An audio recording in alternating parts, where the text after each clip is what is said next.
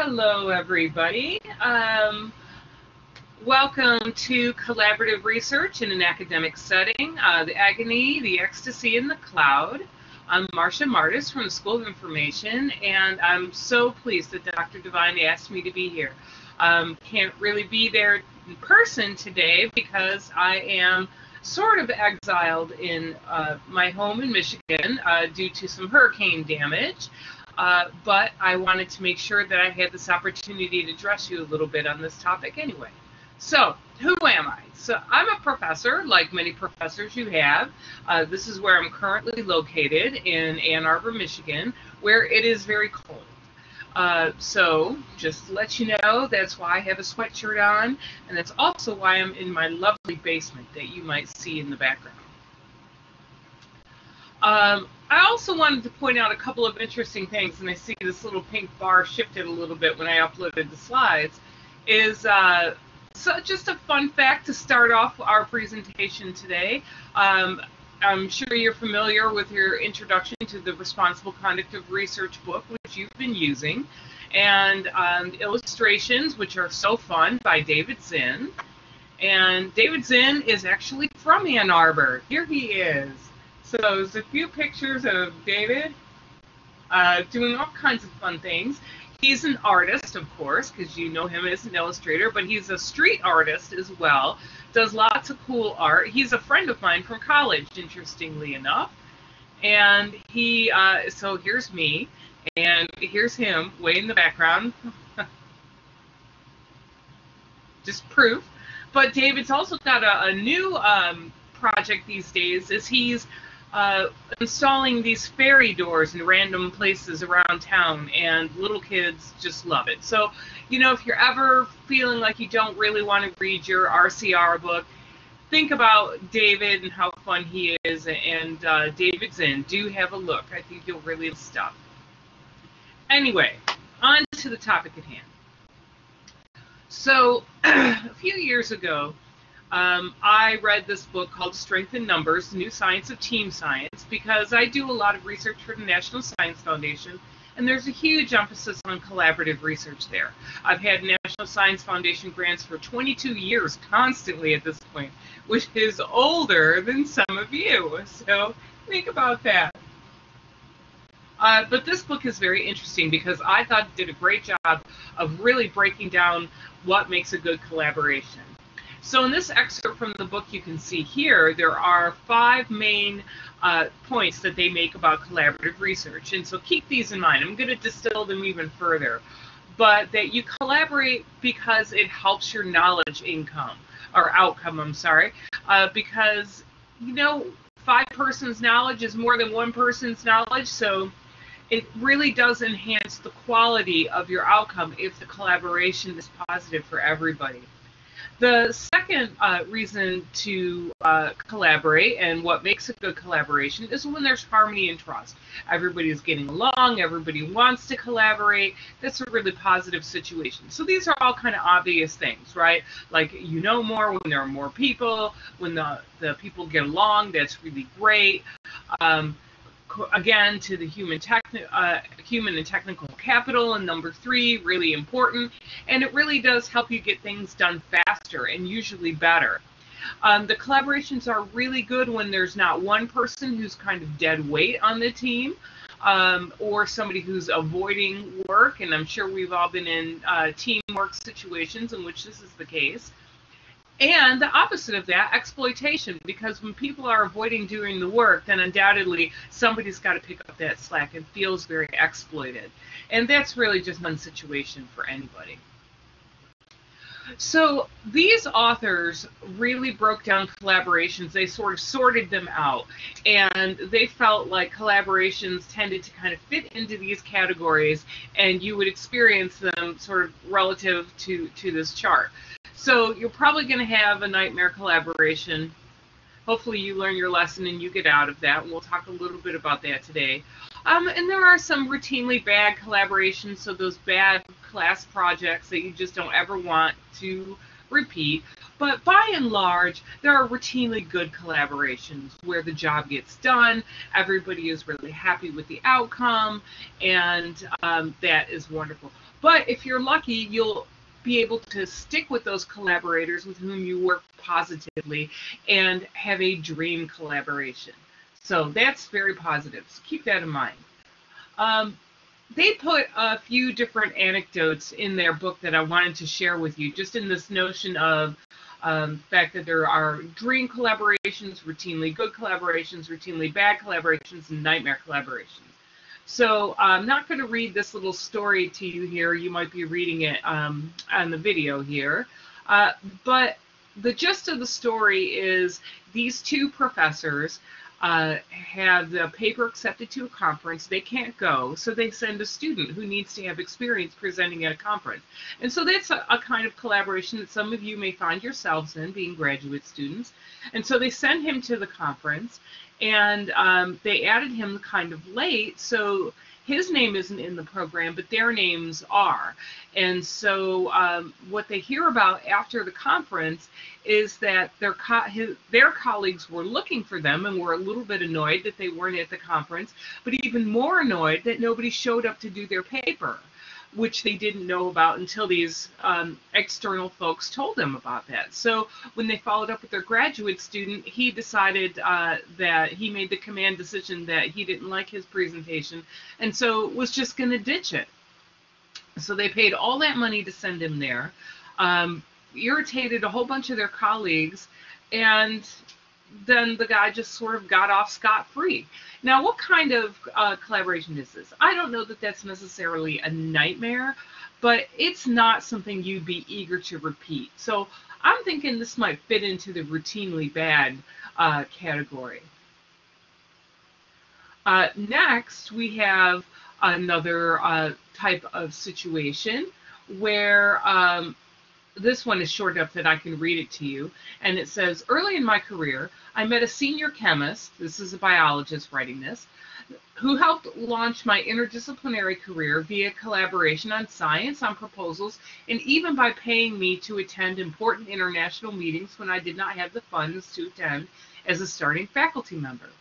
His example has shaped my behavior toward many junior students, postdocs, junior colleagues, and over the years I've helped many junior colleagues in ways that I might not have otherwise been wise enough to do without having seen him role model the role model he set. So many of these people are now senior, and I see them doing similar things. Thus, my senior colleagues' initial support has been paid forward through multiple generations of faculty. So that is a really positive situation, right? And so if you find yourself in a collaboration that's really working, figure out why it's working and figure out how you can make positive collaborations happen in subsequent situations. And so this is actually the model under which I try to operate. And you know what? It just makes life a lot easier when you're putting positive energy into the world. So here's another one that's fairly short. I wanted to, I'll read this one to you a little quickly here. This anecdote says, this is about an especially positive collaboration. Okay, so we're already giving it away. When in graduate school, my thesis advisor began working with researchers outside of our immediate research field. This led us to a team of 6, 2 full professors, 1 associate, 3 postdocs, representing 3 different universities working on research together. My advisor and I, along with another graduate student, provided methodological and theoretical expertise, and the other 3 provided content knowledge expertise. This was for education research in the sciences. 4 years later, we have 1 grant, 2 papers, half a dozen conference talks, a dissertation, pending grant proposal, all developed from this collaboration. We're now at 6 different universities. The students are now assistant professors, and we try to continue to find ways to work together. I think this works well because we are all interested in the research, have a fair amount of energy, excitement about our work, respect each other's expertise, and trust each other to do what we say we'll do, and genuinely get along with each other. Now this fits in the category of a dream collaboration. when you can establish something that's not only positive for one situation, but everybody really embodies the best practices of collaborative work and takes those forward into subsequent situations. And so I really work very hard to make sure that the collaborations I'm in function like that one. So this is a little bit of a bizarre situation, and I don't know that this is routine in any way, but apparently this happened to these people. And the gist of this anecdote is this person was a visiting professor in a foreign country and worked on some projects with the colleagues in the foreign country, but didn't really intend to have any kind of formal collaboration or didn't agree to anything. Gets home, and then a package full of cash arrives, along with a journal in a foreign language that the visiting professor person couldn't read. And the note said that it was customary for the journal to pay contributors, and my share of the pay was enclosed. So apparently, this person's contribution to the paper, unknown to him or her, because they didn't give permission to have their thoughts contributed, was a set of tables and figures from the PowerPoint slide I presented during my trip. What should one do in this case? This person donated the money to the university scholarship fund and simply wrote them an email with a thanks. And I think that was probably the most diplomatic way to engage in the situation, because yes, strictly speaking, it was a collaboration, but there was an agreement, and certainly a lot of discomfort around accepting cash sent through the mail for a contribution. So these are just sort of the spectrum of the kind of situations you can find yourself in. And then one more, and this one's short enough that I'll read it to you. The worst experience I had was collaborating with some MDs. This is a PhD in biomed, who's worked a lot with vets and human doctors. In this case, initiated by the MDs, the collaboration was. They had the initial ideas and the funding. My student and I helped them a lot with the project design, the experimentation, and the data analysis. Then we discovered that they had submitted our work to a research conference without putting our names on it. Then they asked us to help them prepare their presentation. They didn't even think they had done anything wrong.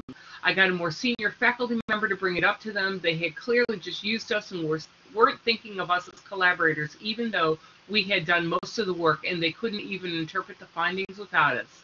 They did later correct it and add us to the paper. But what an embarrassing situation, right? You go in, you put all your hard work and your expertise into a situation. These people leverage it into a dissemination opportunity for which they take all of the credit, and you don't get any of the glory. That, to me, is really on the nightmare level of the kind of situation that you just really don't want to instigate, much less participate in. So where are we going with all of this? In these 4 different kinds of collaborations, you know, the dream is uncommon, but it's really wonderful when it happens, and nurture it and take care of it when it does. Likewise, the nightmare is also uncommon, but learn your lesson from that and really kind of stay away.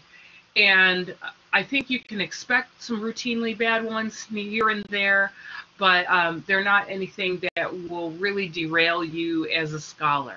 But routinely good is what you're going to mostly experience, especially if you bring your best foot forward in these situations. And so you can see that down in the suggested indicators column there from the book that if you're in a lawsuit, that's not a good collaboration. If it goes on for years and years, that's a dream collaboration. But if you have a good collaboration that results in some outputs, that's great. Be very satisfied with that. However, just learn your lesson from the routinely bad ones. So that's kind of a high-level overview. And a lot of this, you'll notice, is centering on authorship.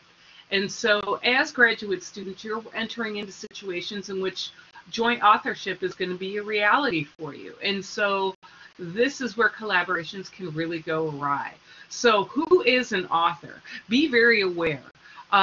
Authors are people who make substantial contributions to the conception, design, or design of a work. They put work into not just performing the research, but actually creating the manuscript work that results from the research and revising it as well. You'll have, as an author, authors should have final approval on the version that is sent to be published. And you're also accountable for what's in there. So if, for example, the paper is published and the data analysis turns out to be problematic, you're just as responsible. So it's this shared contribution, shared responsibility, and not just doing something that is later used in the work, like creating a table or creating a graphic, but actually contributing to the write-up. And insist on having that kind of input, and also seeing what's going to be published before it's sent off. I just put this cartoon in there because I thought it was kind of funny and actually sums up a lot of situations I've been in. So you'll see a lot of academic papers that have several people's names on them, and this is just sort of a jokey way of saying the person who goes first. This is true in hard sciences, not as true in social sciences and humanities, that the first author is the least important person. The second author is usually somebody who was just hanging around. The third author is just the low person on the totem pole who can be outvoted on things. And the middle authors, actually, I find, are the people who do the heavy lifting, who tend to write the research. And then the last author is the head honcho, and that's sort of a pro forma kind of recognition kind of authorship. Now, if you read the APA manual, it's very problematic to have people on your author list who are not authors. There are things called ghost authorship and gift authorship. And ghost authorship is somebody who contributed to the paper who's not credited. So you've ghosted them on the paper. And then gift authorship is putting somebody's name on the paper, like the head honcho in the end here, who really didn't contribute, but for a lot of reasons she put that person's name on. And these are things you're not supposed to do. So just be aware that that is sort of not done. And the APA manual, if you ever find yourself in this situation, will give you some good documentation on where you belong in the author lineup, so that that can keep that collaboration on the up and up. So when you think, okay, well, I did contribute, how did I contribute? So there's a number of different ways you can contribute, all the way from conceiving a paper, and usually people do more than one of these, providing the resources, actually conducting the experiment, actually writing the manuscript. So these are all the different steps that go into creating an output, and a combination of these things actually leads to authorship. And so if you perform one of these things, you might not be an author. But if you perform multiple of these things, you are an author. Okay. So let's boil all that down to three main things. And I guess I call this the lesser loser theory, which is when you're deciding to get into a collaboration, these are small collaborations, little teamwork collaborations, know that nobody wants to collaborate with the loser. People only want to collaborate with winners. So the whole point of collaboration is not to pull somebody along, but to combine your power with somebody who can make the work better in combination. And that person is the lesser loser. So one way to make sure that you are protected in these situations is to have an agreement. And don't be afraid to negotiate this up front, or at least ask the question, so what kind of authorship am I going to get on this paper? It's not awkward, it's actually expected. So feel free. In some situations, and sometimes I do this in my own lab, the Information Institute at the School of Information, I have everyone have kind of a contract, where people who are working in the lab, they know that they are going to have authorship on the things that they contribute to in that list that I showed you. Everybody gets a copy of that contract, and it's kept up to date. And I think that that is a perfectly fine thing to ask for if you're in a lab situation. And also, when you're in situations and you find yourself in a bad collaboration, be the bigger person.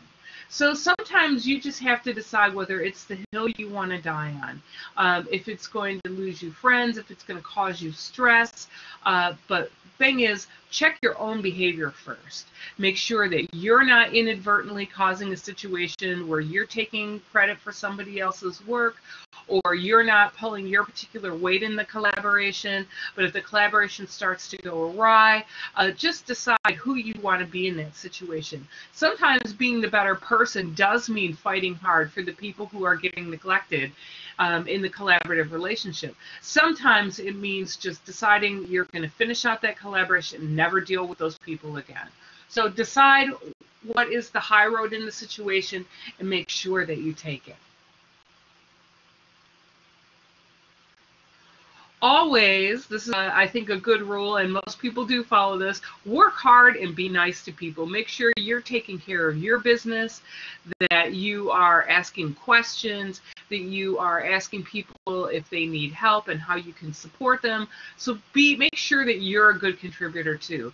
And I realize that sometimes you might be at a point in your life where that's going to be a little bit difficult to do. You've got a lot of stuff going on, but just always try to bring your best foot forward, because academia is a small world, and people who may be on the wrong side of a collaboration and feel wronged in the collaboration, those people don't evaporate. They will come back to your world. So even if you're in a bad situation, if you take the high road and you try to be a good collaborator, then I think you're just fine.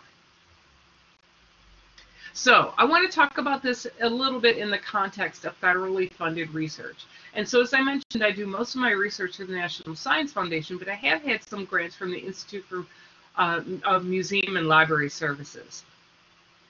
And the reason why we're even talking about collaboration is, as you move forward in academic careers, or even in careers that are not academic careers, it's going to be very important to get external funding, perhaps from foundations or from someplace like NIH or the National Science Foundation. And the interesting thing is federal research and more foundation research also comes with an expectation of collaboration. So this is an excerpt from the NSF grant proposal guidelines and the merit review criteria. So when you turn in a proposal to the National Science Foundation and people are reviewing the proposal to decide if they're going to fund it, they are told to look for evidence of collaboration and how well that is expressed. And so that's why it's really important that we talked about what is the nature of a good collaboration at the beginning. What are the kinds of roles people take on? What is the kind of vocabulary that you use around collaboration? You'll have these slides as well, so you can refer to this after I'm done here. But in National Science Foundation asks reviewers to assess the success of the collaborative research efforts, the likelihood of the success of them. They want to know who is going to be collaborating, what you're going to be collaborating about, how you're going to be collaborating. Like, are you going to be using Skype? Are you going to be using Slack? What kind of tools? Why you're going to be collaborating? How this collaborative relationship actually brings more to the proposal.